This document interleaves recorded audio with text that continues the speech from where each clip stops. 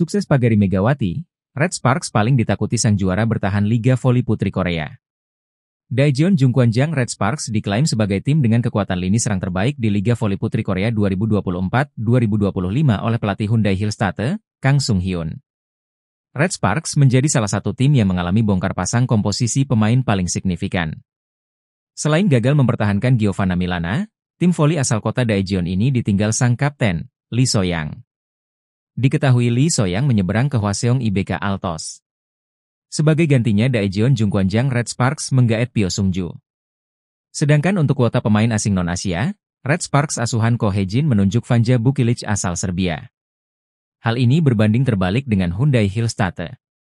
Berstatus juara, Yang Hyojin dan kolega justru tidak mengalami perombakan pemain. Untuk komposisi pemain asing, Hyundai Hillstate tetap mempertahankan Lai Titiamoma dan Wipawe Srithong. Dirangkum dari laman Volleyball, tak ada amunisi baru yang akan menghiasi tim juara bertahan di Liga Voli Korea 2024-2025. Praktis, mereka hanya memiliki 2 nama baru, itu pun dari draft rookie alias pemain debutan. Kang Sung-hyun mengatakan bahwa 6 tim lainnya memiliki persiapan yang bagus untuk menghadapi musim baru. Dia juga menyoroti pergerakan dari tim Daejeon Jungkwanjang Red Sparks yang mendatangkan 3 pemain yang berposisi di lini serang sekaligus.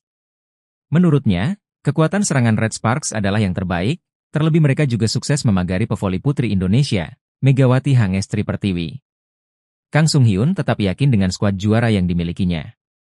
Dia akan kembali melihat peta persaingan Liga Voli Korea musim depan lebih jelas pada KOFO Cup 2024 yang akan mulai digelar pada Minggu, 29 September 2024.